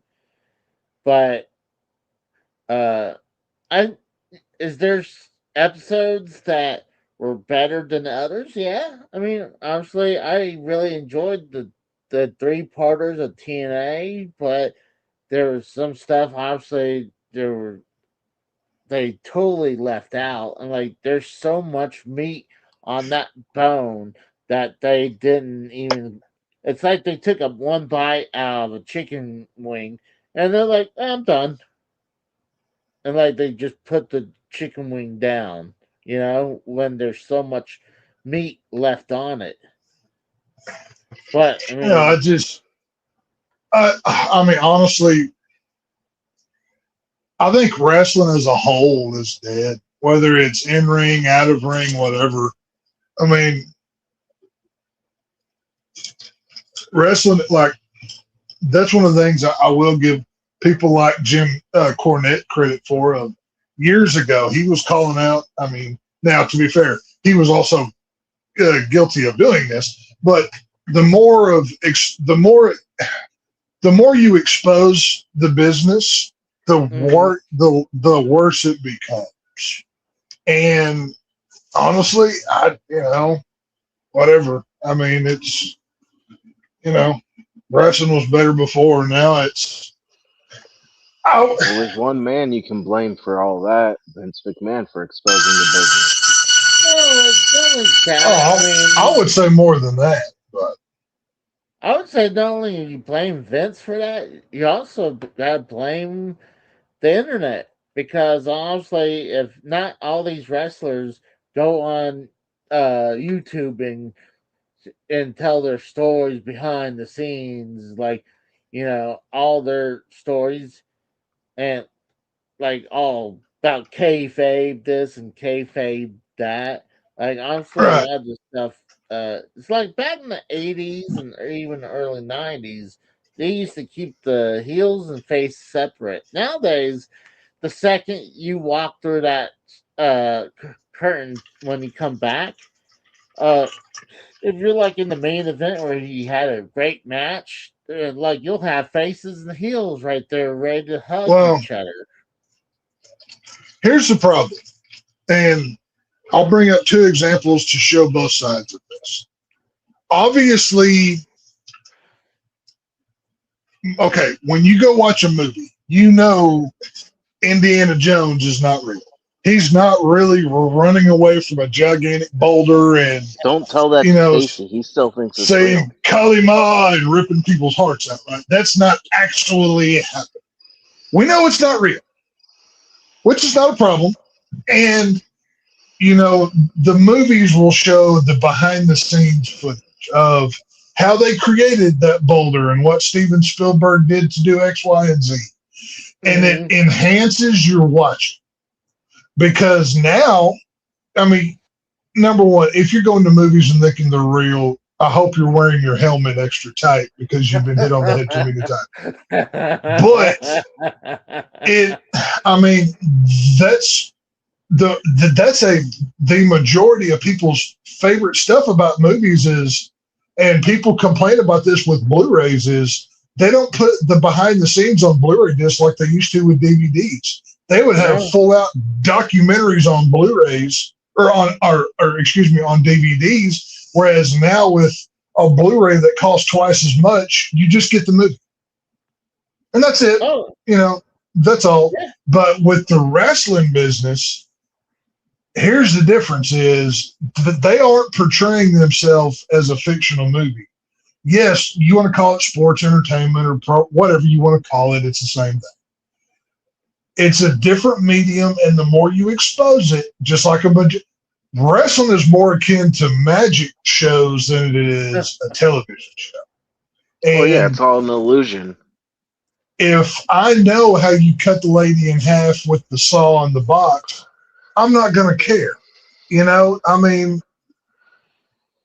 It's just, I think the time of wrestling, obviously WWE's still making money hand over fist. I don't think you can even count them as an example anymore. But is there any other wrestling? And yeah, there's indie stuff and there's small things here and there. But even look at an AEW. They're an afterthought at this point too. I don't know anything about what's going on with that because I'm a casual wrestling fan at this point, and I get it. What information I get is from y'all basically, and I hear nothing. I don't see. I can't I was in Walmart earlier. They didn't have one single AEW action figure on the shelf. They had a whole wall full of. They had a whole wall full of WWE kinds. Not one single AEW thing on these shelves. That tells me all. That tells me all I need to know right there. I can go to the men's clothing section. They've got WWE T-shirts over there. None of them AEW. The wrestling business is done. It's been exposed. It's over. It's cooked. Now just because it's over doesn't mean it's necessarily going away. But it will never be what it was. I would venture as far as to say wrestling is a almost dead medium. Yeah, its peak was, 95 to 2001. And after WCW went away, there was only one game in town, and that was it. I think that's a fair assessment. You have two juggernauts going head-to-head on Monday nights. Who are you going to be? Team WCW, Team WWF? Well, I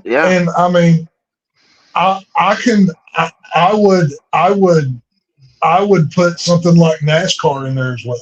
I love NASCAR. I watch it every weekend. Every time they're in Texas, I'm there. But the sport has devolved so much that it is a shed. They don't have the personalities that they used to. And they actually did this not too long ago. They polled people to see who was their favorite, and they changed up the question. They didn't ask who's your favorite driver. They asked who's your favorite person at the track. And y'all want to guess who that name was? Let me guess. Bubba Wallace. No, thank God. It was still Dale. It was still Dale Earnhardt Jr. And he's a team owner now. Yeah, he hasn't raced it since what, 2013, 2014? Well, he hasn't raced Cup racing in that long, but I mean, he still races on the Cars tour that he owns. But because Dale Jr. still has his podcast, and he does he calls races for Amazon and stuff like that. But pro wrestling and NASCAR had a very similar audience, and when those two things stopped catering to that audience, people stopped caring. And what wrestling is alienating. What wrestling is now is it's a shell of itself, where it's devolved to a WWE that they're only concerned about how can we sell more action figures, and monopoly. Yeah, and the only people who care are the old heads that still watch this garbage, that suck off wrestling podcast 24/7. And hey, you know what? If I was in the wrestling business too, I'd jump in as well. I don't blame any of them at this point, because you got to make money somehow. I mean, it is what it is, but whatever. Well, yeah, I agree. I don't watch. I mean, usually I'll watch Monday Night Raw, and it's pretty much a habit. I don't watch SmackDown because I would have to go through hoops to watch it, because it's on USA and I don't have cable, so I would have to go through a VPN to watch it on Netflix to go watch SmackDown. So, and SmackDown's been horrible, so why go through that effort? And I'll try to watch AEW, and it's not because of the wrestling at all, because the wrestling is usually good. It's just sometimes their stories are not good, or like they're really hot potatoing the titles right now. But the WWE's been doing that too recently. I mean, well, look, how many people do you have watching this review right now? Not a lot, right? And this is my point of why I don't really care about doing this stuff anymore. Nobody cares. There's no demand for this stuff. Dark Side of the Ring, like Vice TV doesn't have anything else. They once Vice TV chose the political sightings they did, and decided we're just going to woke this thing up as much as possible. They made their decision. Well, I mean, it is what it is. It's really more of a political, and only that they do a bunch of versions of Dark Side of this and Dark Side of that. And usually it's not the same people who do Dark Side of the Ring who do Dark Side of Rap or something. Do y'all remember, like, back in the day, it was like VH1, it was like, we love the 80s. We love the 90s. Yeah, I love that. You know how that started? That was huge. It was popular, right? Yeah. And then slowly but surely, they were. I think the worst of it I saw was like, We Loved Last Week was the worst that got on VHS. Really? We loved the last week? Like they got to it was like 80s, 90s, and then they did 2000s, and like they were so desperate to cling on to that business model. Like it got down to We Loved Last Week. And what would be even funnier is like some of the it was really bad in the 90s, or in the we love the 90s stuff, because they would have people that were literal babies in the 90s, like born on the verge of 2000, talking about this stuff like you don't remember any of this. Yeah, It just it's got like we grew up in the ridiculous. '90s. We know about Right, that. They have Yeah. no right. fucking clue. It's that's the thing. And with Vice TV and this dark side of the rain stuff, or dark side of whatever, it's a Well, cheap, cloying gimmick to try and tell a story that's been told 100 times already. It's very Yeah, pitiful, actually. it's like you guys said. They take all these stories and they do reenactments and they put it in a nice package. Like Yeah, that's all they're doing. They're doing they're they're doing the same thing that the wrestling podcasters do, but for a lot more money. Like that's all that it is. oh yeah, and I still think usually they do pretty good shows, so I usually don't complain about it. But um, like I said before, there's obviously better episodes than others. But like I really enjoyed this. I think I enjoyed the Renegade slightly better than the Paul Orndorff episode, but Mm-hmm. the part where I didn't know about a lot of his health issues, especially in his later years when he was in the hospital and during the pandemic, and his son apparently recorded the video of him in the hospital because he was trying to get the take his dad home because the son of Paul Orndorff was trying to take him home. Well, because I guess the wife didn't want him to come home. So the son is like, I want to take him home, but the hospital's like, well, you're not the next of kin. So he has to stay here. So he had to record footage of him, how he was living in the hospital to the point where he finally got the chance to get out of the hospital. hold on. You said next of kin. You do realize that next of kin would be your children, not your wife. Your wife is your spouse. That's Well, totally different. as as long as he was alive and still married, his wife would have power of attorney, is what Casey was trying to say. Yeah, the Not next power. of kin. Okay, the Okay. power of attorney. But but honestly, the son didn't have the right to take him until the hospital was like, well, they were saying they tried to reach his wife, and didn't never respond. So when he released the footage of him in the hospital, how he's going on with him, then they finally uh, let him have his dad live with him for the last short time. And because he didn't want to die in the hospital, because during the pandemic, people were dying because of COVID in the hospitals. So, during and at those home group at those old folks' homes too. But he wanted to bring his dad home because he was near death anyways. But he got to spend a little time. But I didn't know about that, so it was good to learn about that. I knew his health wasn't doing good, but it was just crazy. I remember seeing him on WWE recently before all that, and he looked good for his age. And then when he started his health going down, like he didn't even look like the same person. But uh, I really did enjoy learning facts about these guys. But I mean, I do think I like the Renegade episode a little bit better.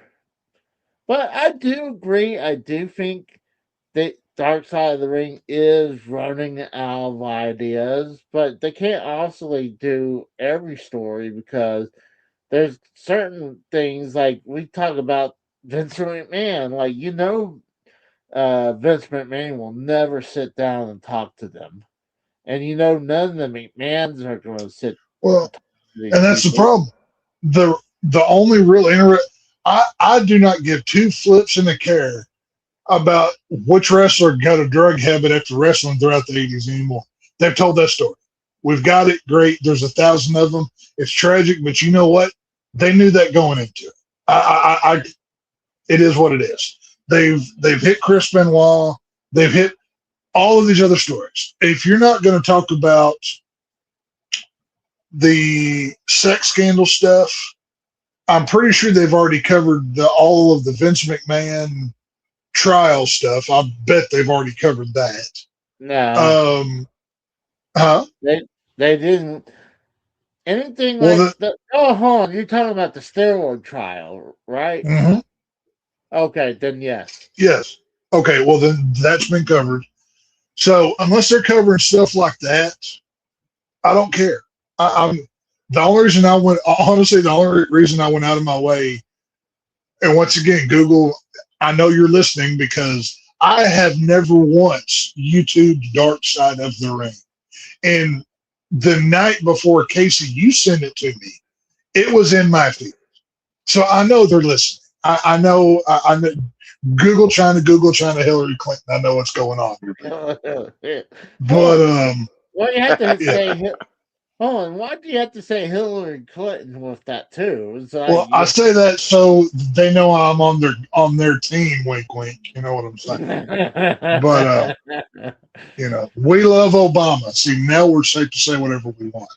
So, but like I have never once went to their YouTube channel. I've never once done any of it.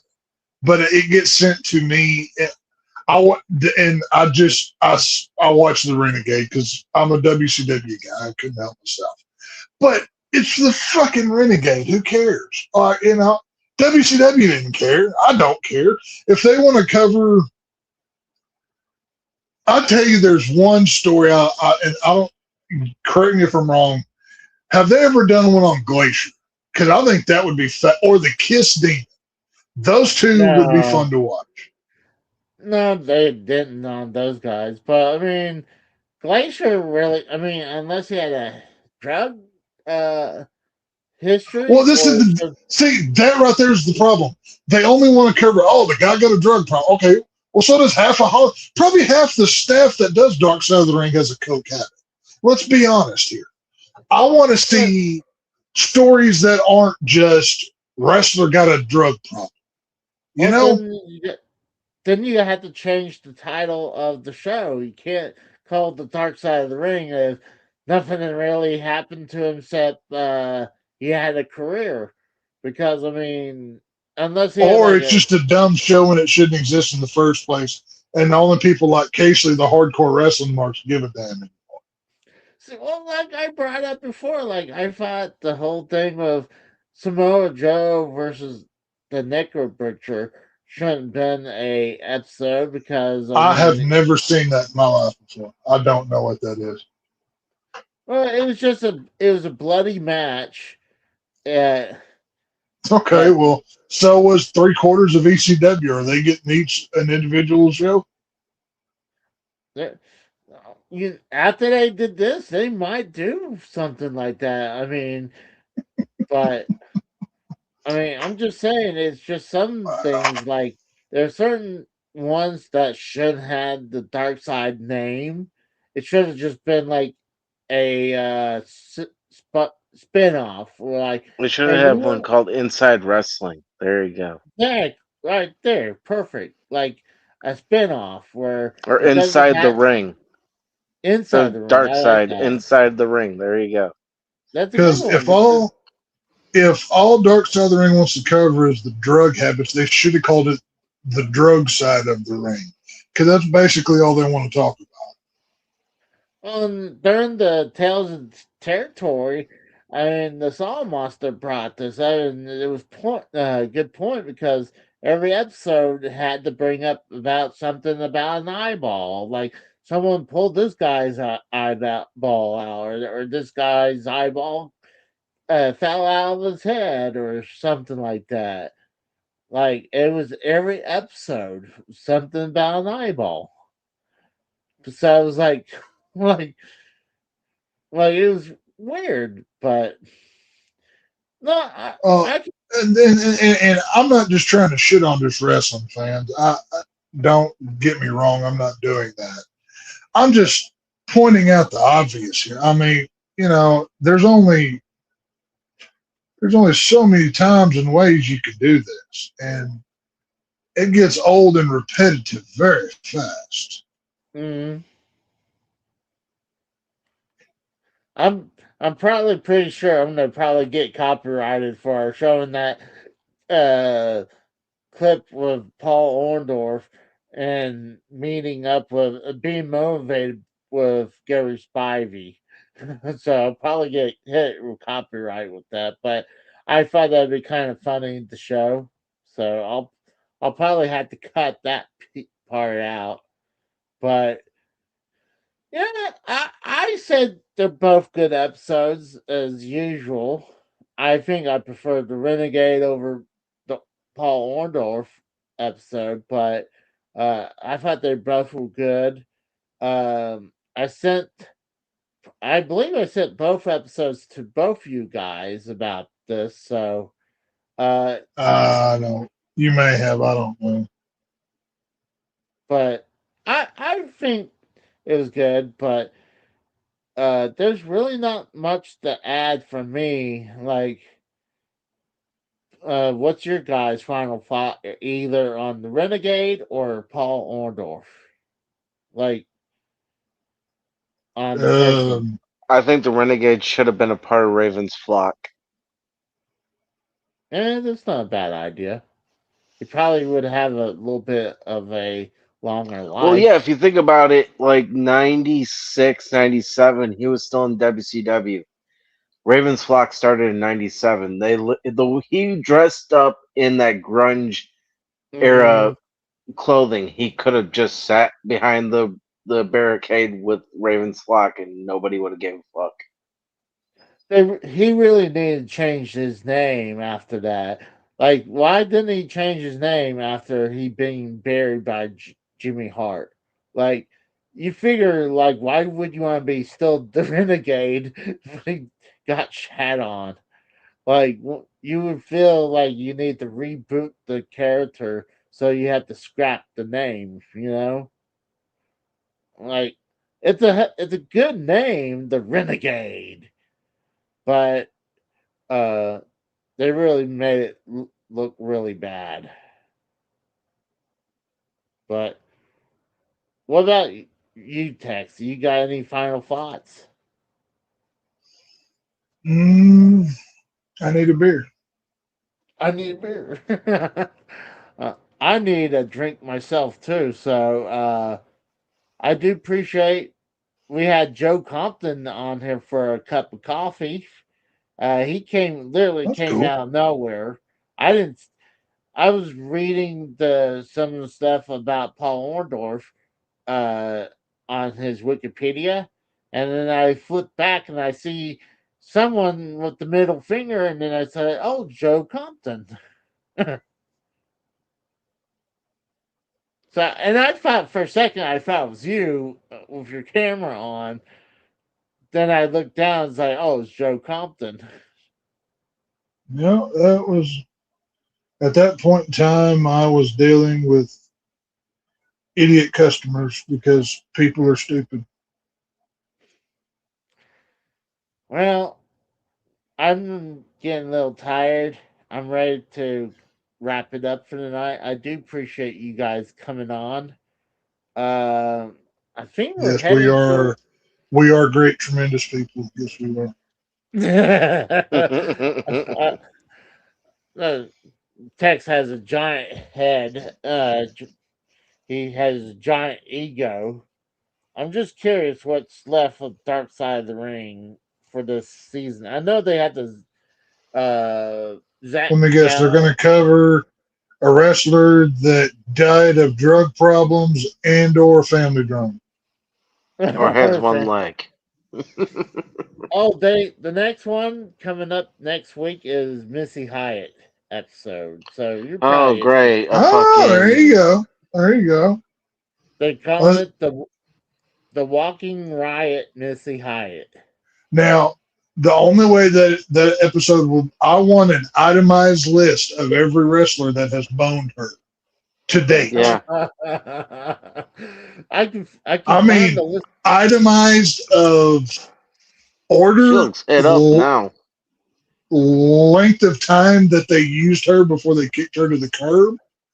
And yes, I want the Carfax on Missy Hyatt. That's what I need to What's see her in this body season. count? Yeah, we need a true body count for Missy Hyatt.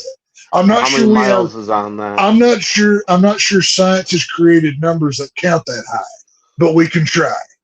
So. Well, I'm actually right now. I'm putting in the grok, and I asked the list of people of Missy Hyatt slept with. We'll see. And Could have been Grok will easier. get You back could to have said, you. "What's her body?" Grok will Her get body. back to you the 5th Tuesday of next month when it gets done counting. So. Well, I already got it here right now. So, confirm or repeated claim by herself. So, they. Oh, do we want to save this for next week? I don't give a shit. I may or may not be here. You do what you want, but there's 2 people watching. I don't think it's that big of a shock. You can go ahead. So. Okay, we could do the list of Missy Hyatt who she slept with. So I'm gonna bring this up real quick so you guys can see the list as well. So give me a second. So I might bring this up again tomorrow, next week when we do Missy Hyatt. My bad. So first on the list is Eddie Gilbert, one of her main early relationships. John Tatum, an That's early John Tatum. John Tatum. Okay, my bad. Then you got Jake the Snake Roberts, Oh, Road, Jake hit it. There you go. Road Warrior Hawk, Tommy What a Rich. rush. Tommy Rich. She said she was his. Has said he was her first oral sex when she was 17. There you go. Scott She's only 17. Putsky, my bad. The Sandman, he said, claimed they slept twice together while man. Jason Harvey. Yeah, Jason. Now, did Sandman did Sandman Rod smash a Brendamore. beer can on his head before he did her? That's what I need to know. What text? Whoa. Can you hear me? I heard you. I was distracted. I said I want to know if Sandman crushed a beer can on his head before he banged her out. Oh God. And did he put that cane pole up which hole? I mean, come on, guys. These are the real questions. Oh yeah. One of the ones that was shocking is Jason Harvey, the actor from Wonder Years, dated 2 years. She said The guy that came in the Vince Russo era of WCW. Yep. Oh, did he? Wasn't there? Yeah, he was partners with Bischoff with Fusion Media. Yeah, he came in during that era. So she had sex with Jason Harvey. And she said has called sex with him was the best of her life. Jesus Christ. Then a NHL Rod Brendamore. He played for the Carolina Hurricanes. She admitted cheating on Jason Harvey with him. Hey, So look wait, at your dad, Casey. She had the best that she ever had in her life, and she cheated on it. Yeah. What a whore! Wow. What a whore! Then you got Jim Ross revealed. This is how you were born, Casey. My God! Stop the damn blowjob, Missy Hyatt. My God. Well, they dated for about 2 years after his wife, the Jane, passed. She said So JR got to hit it when it looked like the Grand Canyon. Is what Pretty it much. was. Then 747 went through the. Hot then dog in a hallway bunch? I think so. Yeah. you had Val Venus named in a shoot interview. And then apparently she did the Pritchard brothers, both Bruce At the and same At the Tom same Pritchard. time?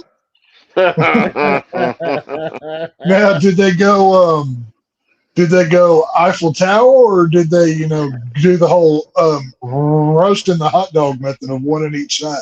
I wonder how that went down. I figured the Golden Gate Bridge, where she's the bridge part, and they're the one. Yeah. That Yeah, there you go. you know what I'm talking about. Oh, yeah. So no, they didn't say was together doing that. That would be fucking weird. I would never hook up with another woman. No, I would not hook up with a woman with my brother. Somebody clip that. Casey just said he wouldn't hook up with another woman. Somebody clip that, Casey. But he did say he would hook up with his brother. No. And then the last one says Raven. She has said she'd perform oral sex on him. And then other names that have come up in various shoots, interviews, she or others reference her story, also mentioned or being linked to, is Brutus the Barber Beefcake. Old booty man got some booty, huh? Is that what we're talking about here? Yeah, I guess so. Kid Cash. Well, good for him. Scott Steiner was the on-screen girlfriend in WCW, and real-life rumors circulated. She was one of his freaks. Kevin Nash. Well, it says others has including athletes and actors. Well, okay. Now, neither of y'all were ever in the rodeo, so I'll let y'all in on you weren't considered, because I used to ride bull. So if you wanted to be one of the boys and you wanted to be in the club, you couldn't do that till you banged out a Mexican girl. That was just, I don't know who came up with the rule, have no idea. Wait, you banged out illegal? No, well, their immigration, we did not care about their immigration status, but you had to bang a hot Mexican gal. Like you couldn't pick up some fat chikorita from the, whatever. She had to be a hot one. So, and that was part of your initiation into the club, right? So did you have to bang out Missy Hyatt to be one of the boys? Because that's what it sounds like. Oh, hold on. I dropped this down because I thought I was done looking at this. It says she has been consistent that she never slept with anyone purely for a job, and has stories rejecting advances, including one involving Vince McMahon. Oh, Vince. You know that pervert Vince shed all over her. You know that went down. He's like, come here, Missy. Vince dropped trail all over her fucking head. He probably ate like $20 worth of Taco Bell and just let it go, man. Oh my God. I call this stink face. I call this Plop City, and you just, start tearing ass. Oh my God. Now, okay, so she banged out, well, both of the Pritchards, Tom and Bruce Pritchard, both banged her, allegedly.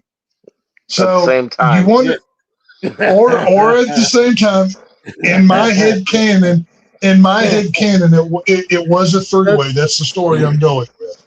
But at some point they had to sit there and, like, when they're like, having a beer together, and like one of them says, "So you banged out Missy too, right?" And they like clink glasses and laugh, and then they share stories. They're doing that, right? Yeah. Or like, hey, you know who I just had sex with is Missy Hyatt. It's like, oh, Right. I fucked her. I'm like, I already fucked her. Like, I fucked her in Greensboro, North Carolina in 1985. I got her a ways back, whatever. Yeah. but I'm like, God, I would.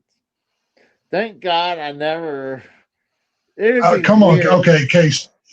As big of a wrestling mark as you are, if you got a chance to bang up Missy, if you got a chance to put your dick the same place as all your wrestling heroes, you wouldn't do it right now. Missy Hyatt back then? Yeah, sure. No, No, Missy no, Hyatt right now.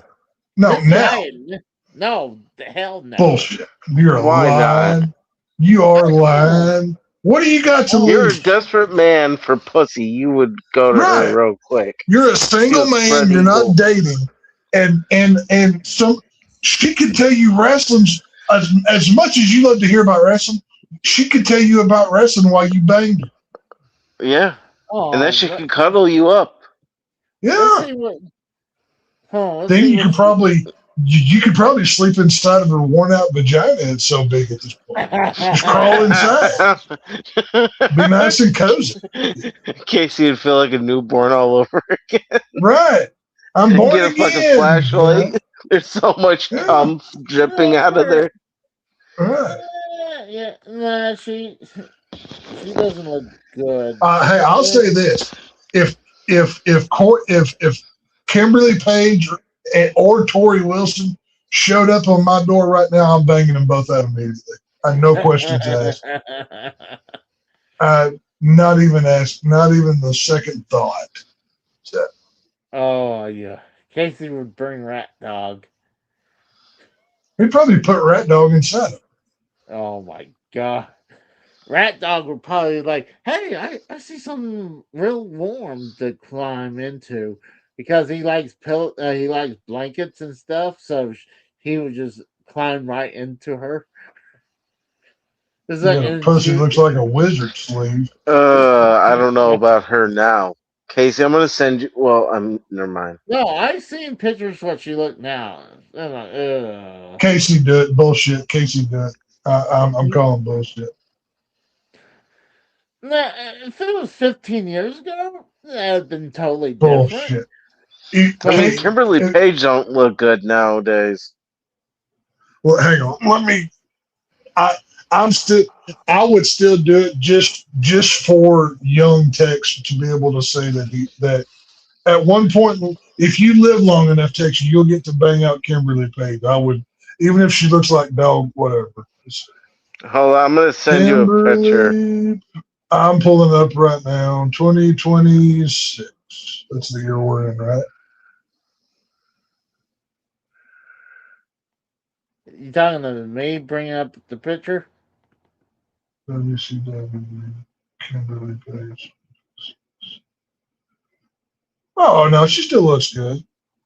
She's obviously an older lady, but it's still. Check your I'm Facebook, still there. your text message. I see it. Oh, she's nowhere near the days of her Let me Playboy see, times or whatever. But let me I'm see if I totally can down. bring this up. Give me a second. I'm not sure if I can bring that up or not. No, yeah, I can actually. There you go. God, I'd love to go back in time and just tear that up. Boy. Yeah, there we go. It's up there now. So Yeah. Now Kimberly Page is held up. She's still looking good. not too bad. I mean, I Let's see wouldn't what bang. old. I Let's see don't what know. Tori Wilson's looking like in 2026. Let's have an update on her for comparison.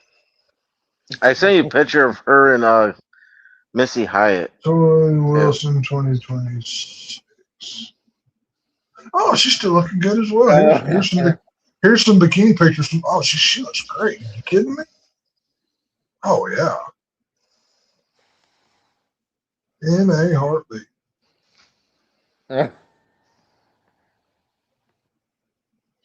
Let's see if Stacy Keebler held up. Well, let's go ahead and wrap it up for tonight. Like I said, I'm getting a little sleepy. I gotta get ready for work. I was Casey's kind got to of think about Missy Hyatt. no, I was kind of banged up this morning. I took today off because I was pretty wrecked. Like my back and my shoulders, You my were knees. erect this morning, Casey. We don't even know about your morning wood, Yeah, pal. I don't want to know about what you do in the mornings. No, not That's that. What you I do was, in your bedroom is your business alone. Like you can keep that to yourself, sir. Is but that true, Casey? You want to see a hot dog dressed up, a gas station hot dog in a bikini? no. Oof. Yeah, right. Well, I do appreciate you guys coming on, AJ Raiders and Mr. D Dancer Tex. With also we had Joe Compton earlier. So Mario Joe Compton. yeah, Mustache. he had the Mario, Mario. Joe. Yeah, he had He had a a. big old thick mustache going on. Oh yeah, Oh, there you go. he finally had it grow in. It only took 30 years for that mustache to grow Shit, in. Casey's fucking taking shots over here. Shots fired. Casey, we've seen your facial hair capabilities, son. I wouldn't go throwing too many stones now. What are you talking about? I got some good facial hair. Not the best in the Case, world. your neck beard doesn't count. All right, that does not count. Yeah. You gotta shave all that fucking thing underneath and actually line up your jawline. I do need to trim it down, so No, you need uh to shave that fucking neck beard. No, keep the part that's on your face, and then like AJ's saying, shape the chin so it doesn't look like you have the fatty neck. That's the trick. Yeah. the beard is kind of hiding my neck. So and the t-shirt too, so but yeah, that is it for me, guys. So I do appreciate you guys coming on. I am getting sleepy, so it was a fun show. So next week is Missy Hyatt review, and then also after that is Zach Gowen for the finale. So this season's already going pretty fast. So uh yeah. So until then, unless you guys got something else, let's go ahead and say good night.